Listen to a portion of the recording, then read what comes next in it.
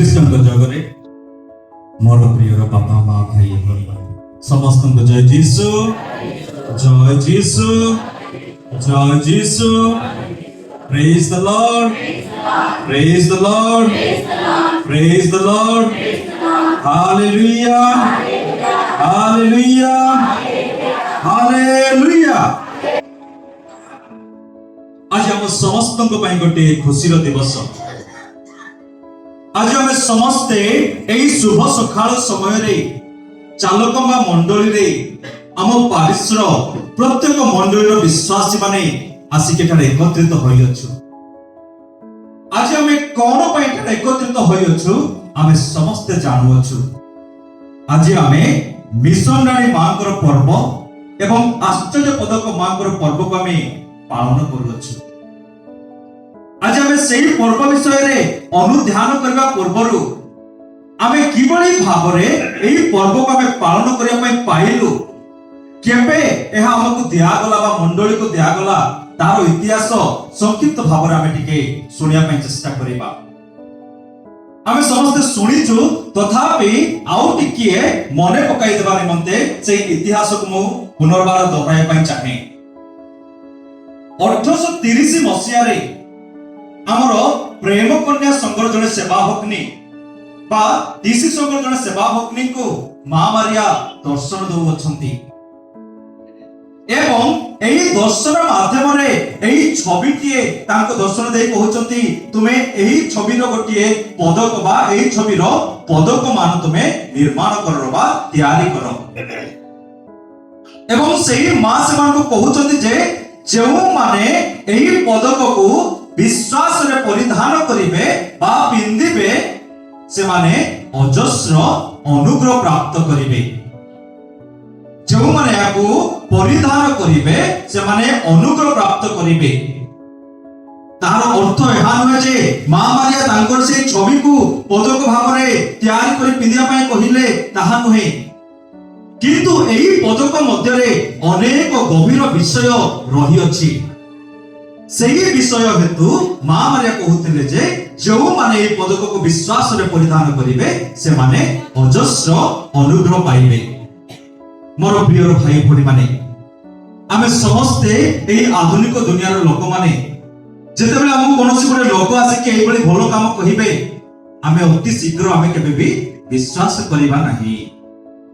जेतेबेले एही young sister जनक सेवा भगिनी जनक से जाई कि कहउचंती मो मां मारे को दर्शन पाइली एवं से मते तांकर एही प्रतिभा एही पदकटी निर्माण करिया पे मते कहिचंती। सेही समय रे अनेक व्यक्ति मान ताको अविश्वास करिथिले। सेही बळी भाव रे केते दिन लागि गला, किंतु जेउ समय रे 1832 ख्रीष्टाब्द रो जते बेले सेही पदक पहुंची गला बा पदकटी निर्माण करी लोक मान को पाखो पहुंचाई दिया गला। सही समय रे पदक गुरुत्व बा तार जहा वैल्यू लोक माने बुझी पारिले। फादर अति सुंदर भाव रे प्रारंभ रे कहिले जेतेबेले मां मारिया सेही सिस्टर को काधरी लाबरे को जेतेबेले दर्शन देले सेही समय रे से कहि नथिले जे मोर ए पदक रो नाम को तमे आश्चर्य पदक देबो बोली से कहि नथिले, किंतु किबळी भाव रे सेही पदक को आश्चर्य पदक बोली नाम दिया गला। जेमति फादर कहउतले जे फरासी विप्लव समय रे किबळी भाव अनेक लोक पीड़ित थिले, अनेक लोक रोग रे रहिथिले, अनेक लोक परिवार रे अशांति चलितिला। सेही परिवार मान जतेबेले एही पदक पहुंचिला सेही परिवार रे शांति आसबा आरंभ होला। सेही परिवार लोक माने सुस्थ हेबा आरंभ कले। एही बळी भाव रे सेही व्यक्ति माने जो माने ता अनुभव करिले सेही माने ए पदक गोटे आश्चर्य पदक बोली नाम देले। Praise the Lord, praise the Lord, praise the Lord. जो माने प्रथमे संदेह करूथिले से माने धीरे धीरे सुनिया पे पाउछंती जे एही पदक द्वारा किबळी भाव रे सेमान को जीवन रे परिवर्तन आसुछि। सेही व्यक्ति माने मते ताहा विश्वास करबा आरंभ करिले। सेही फ्रांस रे युद्ध चलितबा समय रे जने सैनिक को बहुत आघात होउछि। से हॉस्पिटल रे तार ट्रीटमेंट चालू थिला। सेही समय रे अनेक प्रकार मेडिसिन अनेक प्रकार इंजेक्शन देवा सत्ते मध्य तांकर सेही ତାଙ୍କୁ ଯୋଉ ଘା ବା ଯୋଉ ମାଡ଼ ହେଇଥିଲା ତାହା ସୁସ୍ଥ ହଉନଥିଲା। ଯୁବକ ସୋଲଜରଟା ସେ ବିରକ୍ତ ହଉଛନ୍ତି ଏବଂ ଅନେକ ଯାଜକ ମାନେ ସେ ପ୍ରାର୍ଥନା କଲେ ସତ୍ତ୍ୱେ ମଧ୍ୟ ତାହା ସୁସ୍ଥ ହଉନାହିଁ। ସେ ଭାଙ୍ଗି ପଡୁଛନ୍ତି ଏବଂ କୌଣସି ବ୍ୟକ୍ତିକୁ ସେ ସାକ୍ଷାତ କରିବା ପାଇଁ ଚାହୁଁନାହାନ୍ତି। ସେ ନା ଫାଦର ମାନଙ୍କୁ, ନା ସିଷ୍ଟର ମାନଙ୍କୁ, ନା ସେ ଡକ୍ଟରଙ୍କୁ, ନା କୌଣସି ବ୍ୟକ୍ତି ଆସି ତାଙ୍କୁ ସାନ୍ତ୍ୱନା ଦେବାକୁ ଆସୁଛନ୍ତି, କାହାର ବିଷୟ ମଧ୍ୟ ସେ ଶୁଣିବା ପାଇଁ ଚାହୁଁନାହାନ୍ତି। କିନ୍ତୁ ସେହି ହସ୍ପିଟାଲରେ ଜଣେ ନର୍ସ କାର୍ଯ୍ୟ କରୁଥିଲେ। ସେ ଦେଖିବାକୁ ପାଉଛନ୍ତି ଯେ ଏହି ବ୍ୟକ୍ତି ପୁରା ବିରକ୍ତ ହୋଇ ଡିପ୍ରେସନକୁ ଚାଲି ଯାଉଅଛି ଏବଂ କାହାର କଥା ଶୁଣିବା ପାଇଁ ମଧ୍ୟ ସେ ଚାହୁଁନାହାନ୍ତି। ସେହି ସମୟରେ ସେହି ନର୍ସଟି ଦେଖୁଛନ୍ତି ଯେ ତାଙ୍କ ଗଳାରେ ଗୋଟେ ଆଶ୍ଚର୍ଯ୍ୟ ପଦକ ପିନ୍ଧିଥିଲେ ସେ ମାଳି ସହିତ ମିଶାଇ। ସେ ଭାବୁଛନ୍ତି ମୁଁ ଏହି ପଦକ ତାଙ୍କୁ ମୁଁ ଦେବି, କିନ୍ତୁ ତାଙ୍କୁ ଦେବା ପାଇଁ ମଧ୍ୟ ତାଙ୍କର ସାହସ ନାହିଁ। କିନ୍ତୁ ସେହି ନର୍ସଟି କଣ କରୁଛନ୍ତି, ସେହି ଆଶ୍ଚର୍ଯ୍ୟ ପଦକ କାଢୁଛନ୍ତି, ଧୀରେ ଯାଇକି ସେ ବ୍ୟକ୍ତିଙ୍କର ତକିଆ ତଳେ ରଖି ଦଉଛନ୍ତି ଏବଂ ଧୀରେ ଧୀରେ ପ୍ରାର୍ଥନା କରି କହୁଛନ୍ତି ଯୀଶୁଙ୍କର ମାତା ତୁମର ଯତ୍ନ ନିଅନ୍ତୁ। କିନ୍ତୁ ସେହି ବ୍ୟକ୍ତି ଯାହା ଜାଣି ନାହାନ୍ତି। କିନ୍ତୁ ଯେତେବେଳେ ସେହି ପଦକ ତାଙ୍କୁ ସେ ତକିଆ ତଳେ ରଖାଗଲା, ସେହି ବ୍ୟକ୍ତି ସେହି ରାତ୍ରି ଯେତେବେଳେ ଶୋଇଲେ ସେ ଗୋଟେ ନୂଆ ଭାବରେ ଅନୁଭବ କରୁଛନ୍ତି, ଶାନ୍ତି ଅନୁଭବ କରୁଛନ୍ତି, ସୁସ୍ଥତା ଅନୁଭବ କରୁଛନ୍ତି। ଯେଉଁ ବ୍ୟକ୍ତି କି ପ୍ରଭୁଙ୍କ ଠାରୁ ଦୂରେଇ ଯାଉଥିଲେ ଯେତେବେଳେ ତାହା ଅନୁଭବ କରୁଛନ୍ତି, ସେହି ବ୍ୟକ୍ତି ଯାଜକଙ୍କୁ ଡାକୁଛନ୍ତି, ପାପ ସ୍ୱୀକାର କରୁଛନ୍ତି ଏବଂ ପୁନର୍ବାର ପ୍ରଭୁଙ୍କୁ ସେ ଗ୍ରହଣ କରୁଛନ୍ତି। ମୋର ପ୍ରିୟ ଭାଇ ଭଉଣୀ ମାନେ, ଏହି ଆଶ୍ଚର୍ଯ୍ୟ ପଦକ ବା ଏହି ଆଶ୍ଚର୍ଯ୍ୟ ପଦକ ମାଙ୍କର ପର୍ବ ଦିବସରେ ଆମେ ସମସ୍ତେ ତାଙ୍କର ମାଧ୍ୟସ୍ଥ ନେଇ ପ୍ରାର୍ଥନା କରିବା ଆମେ ଆସିଅଛୁ। ମୁଁ ତାହା କହୁଥିଲି ଯେ ପଦକରେ ଅନେକ ପ୍ରକାର ଛବି ବା ଅନେକ ପ୍ରକାର ସିମ୍ବଲ ଆମକୁ ଦିଆଯାଇଛି, ପ୍ରତୀକ ଦିଆଯାଇଅଛି। ସେହି ପ୍ରତୀକ ମାନଙ୍କର ଗଭୀର ଅର୍ଥ ରହିଅଛି। ସେହି ପ୍ରତୀକ ମାଧ୍ୟମରେ ଆମେ କିଭଳି ଭାବରେ ତାଙ୍କ ପୁତ୍ରଙ୍କୁ ଆମେ ପ୍ରାର୍ଥନା କରିବା ବା ସେବା କରିବା, ତାହା ଆମକୁ ସେହି ପଦକ ମାଧ୍ୟମରେ ଆମକୁ ଦେଇଛନ୍ତି। ଆମେ ସମସ୍ତେ ଆଶ୍ଚର୍ଯ୍ୟ ପଦକ କାହା ପାଖରେ ଅଛି? ଆଶ୍ଚର୍ଯ୍ୟ ପଦକ ବୋଲି ଜାଣିଛନ୍ତି ନା? ଏମିତି ରହିବ। ସମସ୍ତେ ପିନ୍ଧିଛନ୍ତି? କେତେ ଜଣ ପିନ୍ଧିଛନ୍ତି? ହାତ ଟେକନ୍ତୁ ତ। ପ୍ରେଜ୍ ଦ ଲର୍ଡ, ପ୍ରେଜ୍ ଦ ଲର୍ଡ। ପ୍ରାୟ ଲୋକଙ୍କ ପାଖରେ ସେହି ପଦକ ନାହିଁ। କିନ୍ତୁ ସେହି ମା କହୁଛନ୍ତି ଯେଉଁମାନେ ଏହି ପଦକକୁ ବିଶ୍ୱାସ ସହକାରେ ପରିଧାନ କରିବା ପିନ୍ଧିବେ ସେମାନେ ଅନୁଗ୍ରହ ପ୍ରାପ୍ତ କରିବେ। ଆମେ ଆଶ୍ଚର୍ଯ୍ୟ ପଦକରେ କେତୋଟି ସିମ୍ବଲ ଦେଖୁଅଛୁ। ଆମେ ପ୍ରଥମେ ଦେଖୁଅଛୁ କିଭଳି ଭାବରେ ସେହି ମା କେଉଁ ଉପରେ ଦଣ୍ଡାୟମାନ ହେଇଛନ୍ତି। ପ୍ରଥମେ ଦେଖିବା ବଡଟା ଗୋଟେ ଅଛି, ତାହା ହଉଛି ଗୋଟିଏ ଗୋଲକ ଉପରେ ସେ ଦଣ୍ଡାୟମାନ ହଉଛନ୍ତି। ଏହି ପ୍ରତୀକର ଅର୍ଥ କଣ? ଏହାର ଅର୍ଥ ହଉଛି ଯେ ସେହି ମା ହଉଛନ୍ତି ଆମ ସମସ୍ତଙ୍କୁ, ସାରା ପୃଥିବୀଙ୍କର ମା ଭାବରେ ସିଏ ଆମ ସମସ୍ତଙ୍କ ନିମନ୍ତେ ନିବେଦନ କରିବା ନିମନ୍ତେ ସେ ଆସିଛନ୍ତି। ଯଦି ଆମେ ପଢିବା ଲୁକ ଲିଖିତ ସୁସମାଚାର 1 ଅଧ୍ୟାୟର 28 ପଦ ଟିକେ ଅଧ୍ୟୟନ କରିବା। ଲୁକ 1 ଅଧ୍ୟାୟର 28 ପଦ।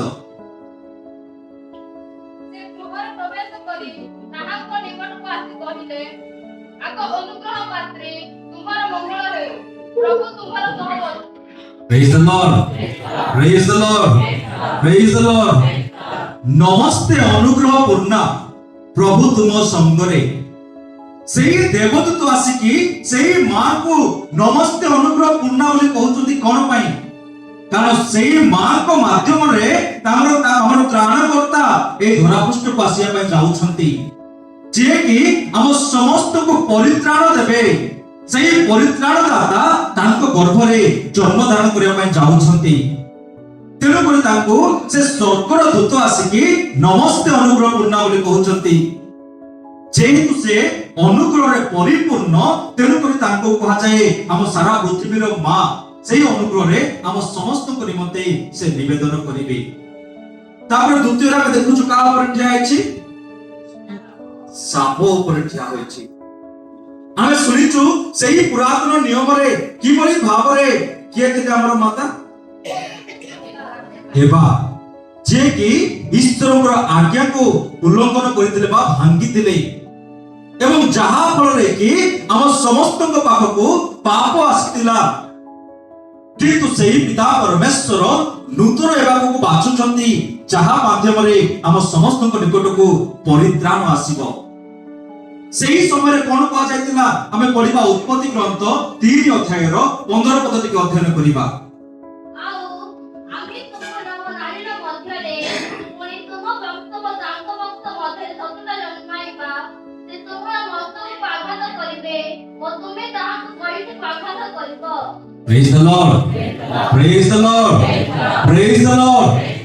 ସେହି ସମୟରେ ସେହି ଆମର ମା ଯେ କି ଈଶ୍ୱରଙ୍କ ଆଜ୍ଞାକୁ ଅବଜ୍ଞା କରିଥିଲେ ଏବଂ ସେ ସର୍ପର ଫାନ୍ଦରେ ପଡ଼ି ସେ ପାପ କରିଥିଲେ, କିନ୍ତୁ ସେହି ସମୟରେ ପିତା ପରମେଶ୍ୱର କହିଥିଲେ ମୁଁ ତୁମ ମଧ୍ୟରେ ଏବଂ ନାରୀଙ୍କ ମଧ୍ୟରେ ତାଙ୍କ ବଂଶ ମଧ୍ୟରେ ତୁମ ବଂଶ ମଧ୍ୟରେ ମୁଁ ଶତ୍ରୁତା ଜନ୍ମାଇବି, ଯାହା ଫଳରେ କି ସେ ତୁମର ମସ୍ତକକୁ ସେ ଦଳନ କରିବ ବା ମସ୍ତକକୁ ସେ ମାଟିକି ସିଏ ତୁମର ମସ୍ତକକୁ ସେ ଚୂର୍ଣ୍ଣ କରିବ। সেই নূতন মা সেই সর্বକୁ ଦଳନ କରିବା ଚୂର୍ଣ୍ଣ କରି ଆମ ସମସ୍ତଙ୍କ ନିକଟକୁ ସେ ପରିତ୍ରାଣ ଆଣି ଦେଉଛନ୍ତି। ସେହି ମା କିଭଳି ଭାବରେ ଈଶ୍ୱରଙ୍କର ଆଜ୍ଞାକୁ ପାଳନ କରି ସେ ଆମ ସମସ୍ତଙ୍କ ପାଇଁ ପରିତ୍ରାଣ ଆଣି ଦେଉଛନ୍ତି। ଆମର ସେହି ପୁରାତନ ନିୟମର ମା ଆମ ସମସ୍ତଙ୍କ ପାଇଁ ଈଶ୍ୱରଙ୍କର ଆଜ୍ଞାକୁ ପାଳନ ନ କରି ପାପ ଆଣିଦେଲେ, କିନ୍ତୁ ଆମର ଏହି ନୂତନ ମା ଈଶ୍ୱରଙ୍କର ଆଜ୍ଞାକୁ ପାଳନ କରି ଆମ ସମସ୍ତଙ୍କ ପାଇଁ ପରିତ୍ରାଣ ଆଣିଦେଲେ। ଏବଂ ତୃତୀୟରେ ଆମେ ଦେଖୁଅଛୁ କିଭଳି ଭାବରେ ମା ମାରିଙ୍କ ହସ୍ତରୁ କଣ ବାହାରୁଛି? ରଶ୍ମି ବାହାରୁଛି। ତାହାର ଅର୍ଥ କଣ? ଆଜିର ସୁସମାଚାରରେ ଆମେ ଶୁଣିଲୁ ଯେତେବେଳେ ମା ମାରିଆ ଯାଉଛନ୍ତି ସେ କାରାଗାର ଦେଖୁଛନ୍ତି ସେମାନଙ୍କର ଦ୍ରାକ୍ଷାରସ ସମାପ୍ତ ହୋଇଯାଇଅଛି। ସେହି ମା ହେତୁ ତାଙ୍କ ହୃଦୟରେ ସେ ତାଙ୍କ ସନ୍ତାନମାନଙ୍କ ପାଇଁ ପ୍ରେମ ରହିଥିବା ହେତୁ ସେ ଚିନ୍ତା କରୁଛନ୍ତି ଏବଂ ତାଙ୍କ ପୁତ୍ରଙ୍କ ପାଖକୁ ଯାଇ ସେ ନିବେଦନ କରୁଛନ୍ତି ଏବଂ ସେମାନଙ୍କ ପାଇଁ ସେମାନେ କିଭଳି ଭାବରେ ଅନ୍ୟମାନଙ୍କ ଆଗରେ ଲଜ୍ଜିତ ନ ହେବେ ସେହି ଚିନ୍ତା କରୁଛନ୍ତି। ଏବଂ ତାଙ୍କର ପ୍ରଭୁଙ୍କର ସମୟ ଆସି ନଥିଲେ ମଧ୍ୟ ତାଙ୍କ ପୁତ୍ରଙ୍କ ଉପରେ ବିଶ୍ୱାସ କରି ସେ କଣ କହୁଛନ୍ତି? ଆମେ ଜନୀତ ସୁସମାଚାର 2 ଅଧ୍ୟାୟର 5 ପଦ ଟିକେ ଅଧ୍ୟୟନ କରିବା। ତାଙ୍କ ମାତା ପରିଚାରକମାନଙ୍କୁ କହିଲେ, ତୁମମାନଙ୍କୁ ଯାହା କହିବେ ତାହା କର। Praise the Lord. Praise the Lord. Praise the Lord. ତାଙ୍କ ମାତାଙ୍କୁ କହିଲେ ମୋର ସମୟ ବର୍ତ୍ତମାନ ପର୍ଯ୍ୟନ୍ତ ଆସିନାହିଁ, କିନ୍ତୁ ତାଙ୍କ ମା ତାଙ୍କ ପୁତ୍ରଙ୍କ ଠାରେ ବିଶ୍ୱାସ ଥିଲା। ତେଣୁକରି ସେ ପରିଚାରକ ମାନଙ୍କୁ କହୁଛନ୍ତି ଯେ ସେ ତୁମକୁ ଯାହା କହିବେ ତୁମେ ତାହା କର, ଯାହା ଫଳରେ କି ମାଙ୍କର ଅନୁରୋଧ ରକ୍ଷା କରି ଯୀଶୁଖ୍ରୀଷ୍ଟ ତାଙ୍କର ପ୍ରଥମ ଆଶ୍ଚର୍ଯ୍ୟ କର୍ମ କରୁଛନ୍ତି। ତାଙ୍କେ ଯେଭଳି ତାଙ୍କ ମା ସେମାନଙ୍କୁ କହିଛନ୍ତି ଯେ ନିଶ୍ଚିତ ଭାବରେ ତୁମେ ତାଙ୍କ ଠାରେ ବିଶ୍ୱାସ କରି ତୁମେ ତାଙ୍କର କଥା ମାନିବ, ନିଶ୍ଚିତ ଭାବରେ ସେ ତାହା ପରିବର୍ତ୍ତନ କରିବ। ତାହା ହିଁ ଘଟୁଛି। କିଭଳି ଭାବରେ ସେ ଜଳକୁ ଦ୍ରାକ୍ଷାରସରେ ପରିଣତ କରୁଛନ୍ତି ଆମେ ସମସ୍ତେ ଜାଣିଅଛୁ। ତେଣୁକରି ସେ ମାଙ୍କ ଦ୍ୱାରା ଦୁଇ ହସ୍ତରୁ ଯୋଉ ରଶ୍ମି ବାହାରୁଛି ତାହା ସମସ୍ତଙ୍କ ପାଇଁ ଅନୁଗ୍ରହ ଆଣି ଦେଉଅଛି। ଯେଉଁମାନେ ଏମିତି ଭାଙ୍ଗି ପଡ଼ିଛନ୍ତି, ଯେଉଁମାନେ ଅଲଗା ଭାବରେ ବା ଭୁଲ ପଥରେ ଯାଉଛନ୍ତି, ସେମାନଙ୍କୁ ଠିକ ପଥରେ ଆଣିବା ପାଇଁ ସେ ମା ତାଙ୍କ ଦୁଇ ହସ୍ତରୁ ସେ ଅନୁଗ୍ରହ ପ୍ରଦାନ କରୁଛନ୍ତି। ଏବଂ ଆମେ ଚତୁର୍ଥରେ ଦେଖୁଅଛୁ ସେଠାରେ ଗୋଟେ ସୁନ୍ଦର ପ୍ରାର୍ଥନା ଲେଖା ଅଛି। ସେ ପ୍ରାର୍ଥନା କଣ ଲେଖା ହେଇଛି? ହୋଇ ପାପ ଶୂନ୍ୟ ଗର୍ଭସମୁତା ମାରିଆ ଆମେ ମାନେ ତୁମ ଶରଣାଗତ ଆମମାନଙ୍କ ନିମନ୍ତେ ନିବେଦନ କର। Praise the Lord. Praise the Lord. Praise the Lord. ଆମେ ସେହି ମାଙ୍କ ମାଧ୍ୟସ୍ଥ ନେଇ ପ୍ରଭୁଙ୍କ ଠାରେ ଆମେ ପ୍ରାର୍ଥନା କରୁଛୁ। ଆମେ ତାଙ୍କର ଯେତେବେଳେ ତାକୁ ପରିଧାନ କରୁଅଛୁ ଆମେ ସେହି ମାଙ୍କୁ ସଦାସର୍ବଦା ପ୍ରାର୍ଥନା କରୁଅଛୁ। ତାହାର ଅର୍ଥ ଯଦି ଆମେ ପଢିବା ମାତୃଲିଖିତ ସୁସମାଚାର 7 ଅଧ୍ୟାୟର 7 ପଦ ଟିକେ ଅଧ୍ୟୟନ କରିବା। ମାତୃଲିଖିତ ସୁସମାଚାର 7 ଅଧ୍ୟାୟର 7 ପର୍ବ।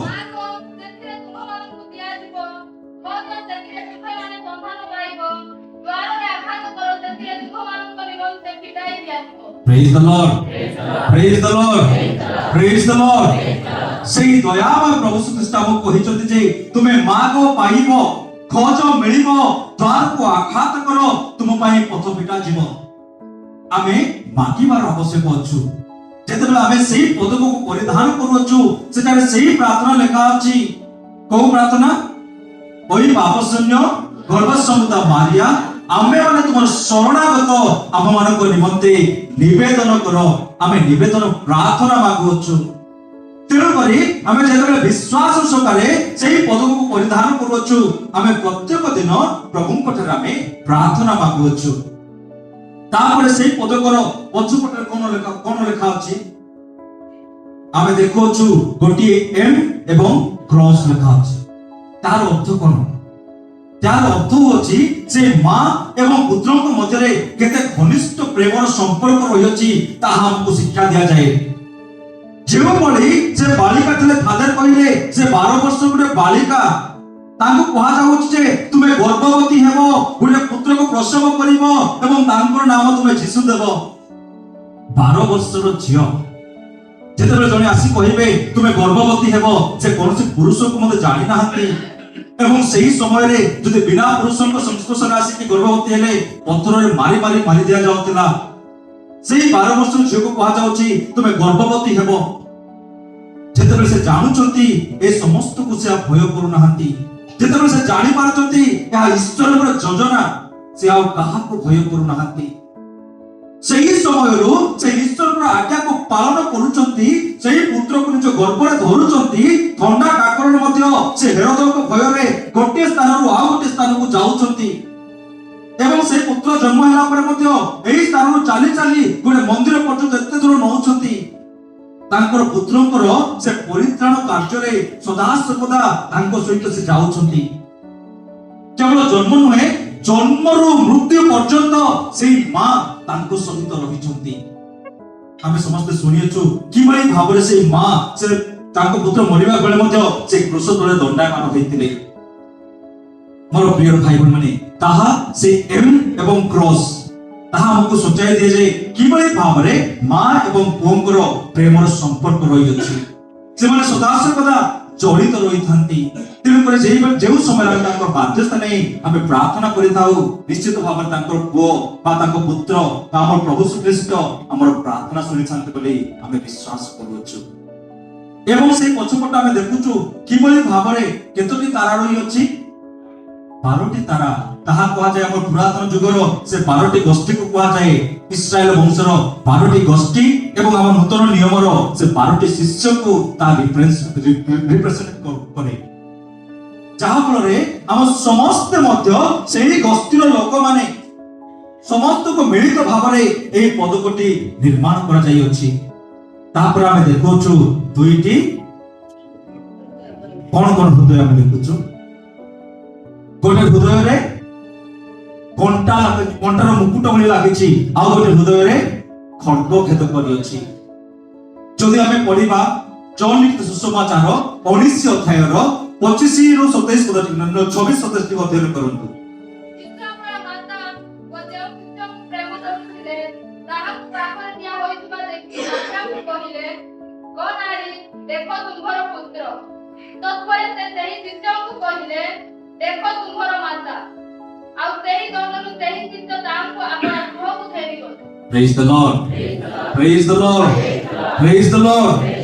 ସେହି ଦୁଇଟି ହୃଦୟ ଗୋଟେ ହୃଦୟରେ ସେ କଣ୍ଟା ମୁକୁଟ ଆଉ ଗୋଟେ ହୃଦୟରେ ସେ ଖଡ୍ଗ ଭେଦ କରିଅଛି ଆମେ ସମସ୍ତେ ଶୁଣିଲୁ ସେହି ସୁସମାଚାରରେ ପୁତ୍ର ସେ କ୍ରୁଶରେ ମୃତ୍ୟୁବରଣ କରୁଛନ୍ତି ଏବଂ ସେହି ମା ସେ କ୍ରୁଶ ତଳେ ଦଣ୍ଡାୟମାନ ହୋଇ ଦେଖୁଛନ୍ତି ନିଜ ପୁତ୍ରଙ୍କର ମୃତ୍ୟୁ तांको हृदय को किबळी भाबरे चंतना आसीथिबो आमे टिके चिंता करिबा जदि हम पुओ को जदि कोन से व्यक्ति ताड़ना दउ अछि चापुडा मारि देला में संभाली पारु ना हूं किंतु सेही मां जो पुओ को निज गर्भ रे धारण करी ताको धरा पृष्ठ को आनिले सेही पुओ को क्रूस रे मारि दिया जाउ अछि सेही मां को हृदय रे कोन घटि नथिबो सेही दुईटी हृदय हमको ताहा सुचाई दउ अछि किबळी भाबरे से दुईटी हृदय मध्य सदा सर्वदा जड़ित रही थांती एवं आमे सुनिलु सेही पुत्र ताको मां को मध्य किबळी भाबरे प्रेमर संपर्क रही अछि सेही पुत्र मृत्युवरण करिबा पूर्व मध्य से चिंता करूछंती मु जदि मरि जेबी मो मां को जत्न किए नेबे सेही समय से देखुछंती सेही क्रूस तळे तांकर प्रिय शिष्य से दंडायमान होइछंती ताको कहउछंती आजि ठारू ये तुमरो पुत्र हेबे ଏବଂ ସେଇ ଶିଷ୍ୟଙ୍କୁ କହୁଛନ୍ତି ଆଜିଠାରୁ ଇଏ ତୁମର ମାତା ହେବେ। ସେହି ସମୟ ଠାରୁ ସେହି ଶିଷ୍ୟ ତାଙ୍କୁ ମା ଭାବରେ ନିଜ ଗୃହକୁ ନେଲେ। ସେହି ସମୟ ଠାରୁ ସେହି ପୁତ୍ର ତାଙ୍କ ମାଙ୍କୁ ଆମ ସମସ୍ତଙ୍କୁ ପ୍ରଦାନ କରିଲେ। ଆଜିଠାରୁ ଇଏ ତୁମର ମା ହେବେ, ଆଜିଠାରୁ ଏ ସମସ୍ତେ ତୁମର ପୁତ୍ର ହେବେ ବୋଲିକି ସେହି ପ୍ରଭୁ ସେହି କ୍ରୁଶ ଉପରେ ଆମକୁ ପ୍ରଦାନ କରିଛନ୍ତି। ମୋର ପ୍ରିୟ ଭାଇ ଭଉଣୀ ମାନେ, ଆଶ୍ଚର୍ଯ୍ୟ ପଦକର ସେ ସମସ୍ତ ଅର୍ଥକୁ ଆମେ ଗଭୀର ଭାବରେ ବୁଝିଲୁ। ସେହି ଗୋଟିଏ ଅର୍ଥରେ କିଭଳି ଭାବରେ ସେ ପଦକରେ ସବୁ କିଛି ରହିଅଛି। ଆମେ କିଭଳି ଭାବରେ ପ୍ରାର୍ଥନା କରିବା, ଆମେ କିଭଳି ଭାବରେ ସେ ମାଙ୍କର ମାଧ୍ୟସ୍ଥ ନେଇ ପ୍ରଭୁଙ୍କ ପାଖକୁ ଆମେ ପହଞ୍ଚି ପାରିବା, ତା ଆମକୁ ସେହି ପଦକ ମାଧ୍ୟମରେ ଆମକୁ ଶିକ୍ଷା ଦିଆଯାଇଅଛି। ଯଦି ଗୋଟିଏ ବାକ୍ୟ ମାଧ୍ୟମରେ ସେହି ପଦକକୁ ଯଦି ଆମେ ବର୍ଣ୍ଣନା କରିବା, ଆମକୁ କୁହାଯାଏ ଗୋଟିଏ ବାକ୍ୟରେ ହେଲେ ପିତା ଈଶ୍ୱର ଆମକୁ ପ୍ରେମ କରନ୍ତି, ପୁତ୍ର ଈଶ୍ୱର ବା ପ୍ରଭୁ ଶ୍ରୀଖ୍ରୀଷ୍ଟ ଆମକୁ ରକ୍ଷା କରନ୍ତି ଏବଂ ମା ମାରିଆ ଆମ ସହିତ ଯାତ୍ରା କରନ୍ତି, ଆମ ସହିତ ପ୍ରାର୍ଥନାରତ ରହନ୍ତି, ଆମ ମାନଙ୍କ ପାଇଁ ସେ ଅନୁଗ୍ରହ ଭିକ୍ଷା କରି ଦିଅନ୍ତି। ତାହା ହେଉଛି ଗୋଟିଏ ବାକ୍ୟରେ ତାର ଅର୍ଥ।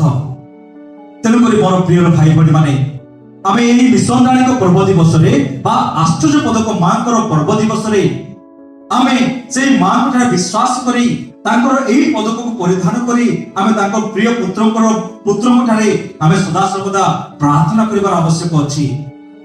କିଭଳି ଭାବରେ ଆମେ ପ୍ରଭୁଙ୍କ ପାଖକୁ ପହଞ୍ଚିବା, ଆମ ମାନଙ୍କ ପାଇଁ ଗୋଟିଏ ଉତ୍ତମ ପନ୍ଥା ଆମକୁ ମିଳିଯାଉଛି ଏହି ପର୍ବ ମାଧ୍ୟମରେ। ତେଣୁକରି ଆସନ୍ତୁ ମୋର ପ୍ରିୟ ଭାଇ ଭଉଣୀ ମାନେ, ଆମେ ସମସ୍ତେ ସଦାସର୍ବଦା ପ୍ରାର୍ଥନାରତ ରହିବା। ଯେତେବେଳେ ଆମେ ନିଜ ନିଜ ମା ବାପାଙ୍କୁ ଆମେ ସମ୍ମାନ କରୁଛୁ, ନିଶ୍ଚିତ ଭାବରେ ସେ ମା ବାପାଙ୍କର ଅନୁଗ୍ରହ ଆମେ ପାଇଥାଉ ଏବଂ ସେହି ମା ବାପା ନିଶ୍ଚିତ ଭାବରେ ଯେତେବେଳେ ଆମେ ସମ୍ମାନ ପ୍ରଦର୍ଶନ କରୁଛୁ, ଆମ ସମସ୍ତଙ୍କ ପାଇଁ ପ୍ରଭୁଙ୍କ ଠାରେ ପ୍ରାର୍ଥନା କରିଥାନ୍ତି। କେବଳ ମା ବାପା ଆମେ ନୁହେଁ, ଯେତେବେଳେ ବଡମାନଙ୍କୁ ସାନମାନେ ଯାଇ ମୁଣ୍ଡିଆ ମାରନ୍ତି, ସେହି ସମୟରେ ବଡମାନେ ସେମାନଙ୍କୁ ଆଶୀର୍ବାଦ କରିଥାନ୍ତି। କଣ ବୋଲି ଆଶୀର୍ବାଦ କରିଥାନ୍ତି? ମୁଁ ତୁମକୁ ଆଶୀର୍ବାଦ କରୁଛି ବୋଲି କହିଥାନ୍ତି କି ପ୍ରଭୁ ତୁମକୁ ଆଶୀର୍ବାଦ କରନ୍ତୁ। ଏଇଭଳି ଭାବରେ ଯେଉଁମାନେ ପ୍ରଭୁଙ୍କ ସହିତ ଅତି ଭଲ ସମ୍ପର୍କ ରହିଥାଏ ବା ଯେଉଁମାନେ ପ୍ରଭୁଙ୍କର ନିକଟତର ହୋଇଥାନ୍ତି, ଯଦି ସେଇମାନଙ୍କୁ ଆମେ ସମ୍ମାନ ଦେଖାଇବା, ସେମାନଙ୍କୁ ଯଦି ଆମେ ଆମର ହୃଦୟ ସକାଳେ ସମ୍ମାନ କରିବା, ନିଶ୍ଚିତ ଭାବରେ ସେଇମାନେ ଆମ ପାଇଁ ପ୍ରାର୍ଥନା ମାଗିଦେବେ, ଆମ ନିମନ୍ତେ ନିବେଦନ କରିଦେବେ। ତେଣୁକରି ମୋର ପ୍ରିୟ ଭାଇ ଭଉଣୀ ମାନେ, ଆମେ ସମସ୍ତେ ଏହି ପର୍ବ ଦିବସରେ ସେଇ ମାଙ୍କ ଠାରେ ବିଶ୍ୱାସ କରିବା ଏବଂ ତାଙ୍କ ମାଧ୍ୟସ୍ଥ ନେଇ ପ୍ରଭୁଙ୍କ ଠାରେ ଆମେ ସଦାସର୍ବଦା ପ୍ରାର୍ଥନାରତ ରହିବା।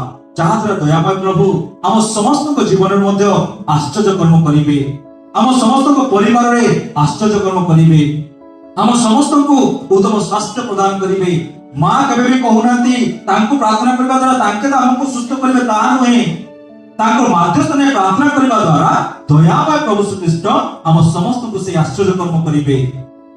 ଆସନ୍ତୁ ମୋର ପ୍ରିୟ ଭାଇ ଭଉଣୀ ମାନେ, ଆମେ ସମସ୍ତେ ସେଇ ବିଶ୍ୱାସରେ ଜୀବନ ଯାପନ କରିବା ଏବଂ ସଦାସର୍ବଦା ପ୍ରାର୍ଥନାରତ ଜୀବନ ଯାପନ କରିବା, ଯାହାଦ୍ୱାରା ଦୟାମୟ ପ୍ରଭୁ ଆମ ସମସ୍ତଙ୍କୁ ଆଶୀର୍ବାଦ କରିବେ। ସମସ୍ତଙ୍କୁ ଜୟ ଯୀଶୁ।